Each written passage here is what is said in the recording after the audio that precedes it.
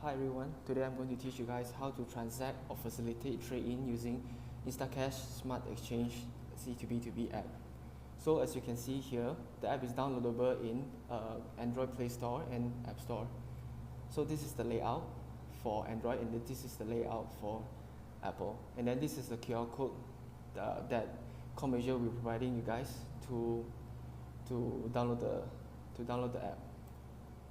Then this is the general layout of the POS, which the logins and username that will be given to you guys.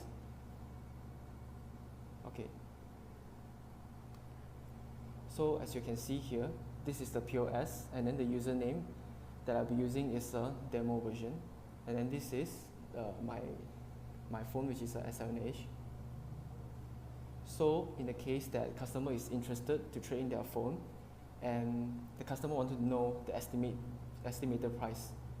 So what the store staff or frontliners will need to do now is log in, and then here you will see the first page of the POS. So what the frontliners will need to do now is just key in the phone that customer want to trade in. Let's say iPhone 7. Key in the mobile number and name. Click next, and here it will show 3 different prices, varies from different physical condition. So here it will be excellent, and then physical condition will be over here, and then good, and then average.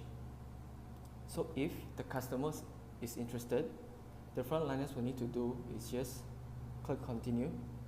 You'll be directed to this QR code page, which consists of IMEI number, customer's name, mobile number, and email address. So don't worry, the IMEI number will not need to be filled by the frontliners.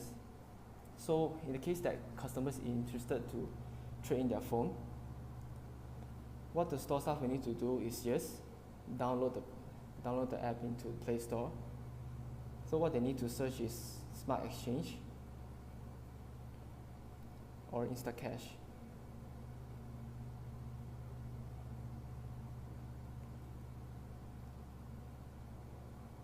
So please bear in mind, our app is called Smart Exchange Store Trade-in. The layout will be like this. So in this case, I have this already installed in my phone. Okay, this is the first layout of the app. And then for first-time users, you need to wait until the IMEI and serial number pops up here. Only you can proceed with the scan QR code. So what I'll do now, since the IMEI is already appeared, so I will scan QR code. Okay, and then you'll notice that your device model and brand, and then the IMEI number will automatically populate it in. So this forms like a link that your device is already connected to the POS. Okay, so in the case that when you scan the QR code, the model doesn't appear into this POS, means that we do not accept this model yet. Okay, so what the store staff will need to do now is key in their email address and then click start. Whereas on the customer phone, they will need to click retry, and then the diagnostic page automatically pops up here. So the store staff now will need to guide the customer to go through all the diagnostic. So let's begin. So as you can see here now, this is a dead pixel. If you see any black or white spots on your screen, please click on yes. If you notice any black spot, shadows, yellow patch, you need to click yes, and then it will automatically deduct the final trade-in value. So if you see any spots, in this case no, and then I'll click no. So for this second test is the screen calibration. What you need to do is draw according to the line here within this 40-second time frame.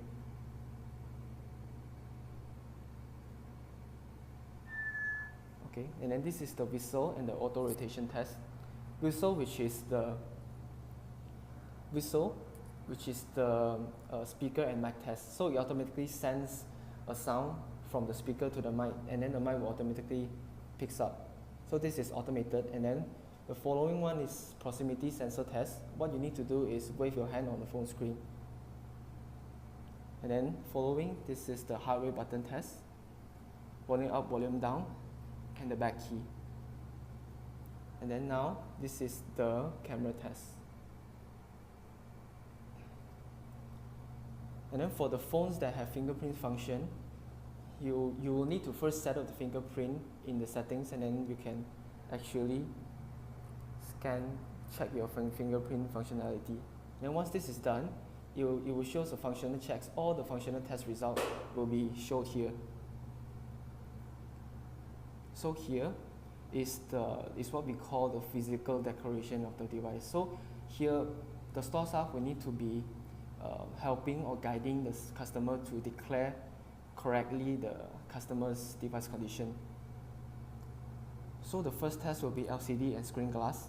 So this is where the store staff will need to guide the customer to see whether their LCD and screen glass is flawless, 2 or 3 minor scratches, heavily scratched, cracked, or not working.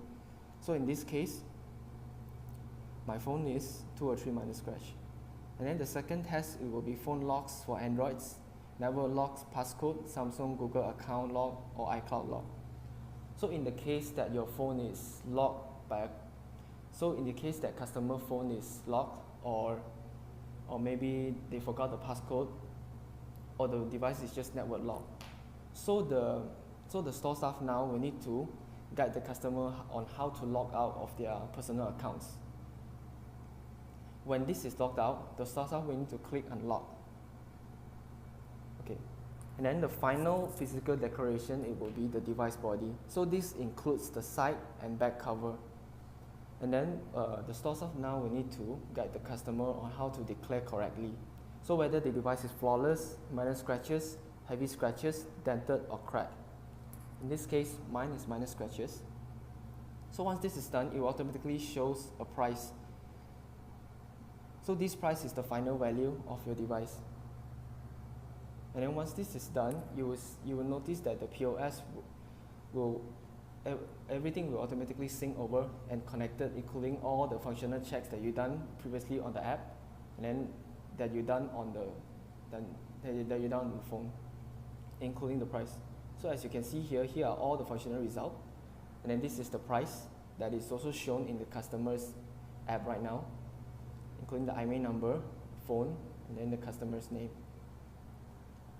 Okay, so what the store staff will need to do now is re-verify whether the customer's declaration is correct. So in the case that, for example, on the first time when you're analyzing or making an assessment of the phone, perhaps you notice it's actually 2 or 3 minor scratches. But then when you do a second verification of the device physical condition, you notice that it's actually heavy scratch.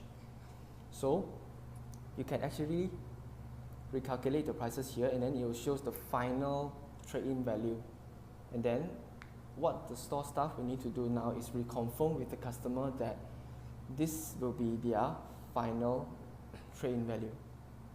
So in the case that customer confirm to trade in their device, the store staff will need to upload the customer ID photo. In this case, I'll just upload a random photo, and then click trade up. Then it will show 3 physical condition of the device image. So here we need to take a photo of the device with IMEI displayed on the screen. And the second one, it will be the photo of device back cover. And then the third one will be photo of device logged out of all the personal accounts. So all this training will be given by our own commercial trainers. In this case, I will skip it now. So here will be the confirmation of all the conditions that is declared by the customer and the store staff. The first one is the store staff will need to confirm with the customer whether the customer LCD or screen glass is heavily scratched, whether the phone is unlocked, whether the device body is minor scratch. So once all this is done, we need to click check and click trade up. So what you see here, this is a trade up page, and then it varies between partners to partners. So for example, if I'm doing a trade up promotion with certain partners, I will need to include this in. So if that certain partner does not include this trade up function, it will just be empty, and then you'll be directed to the final receipt.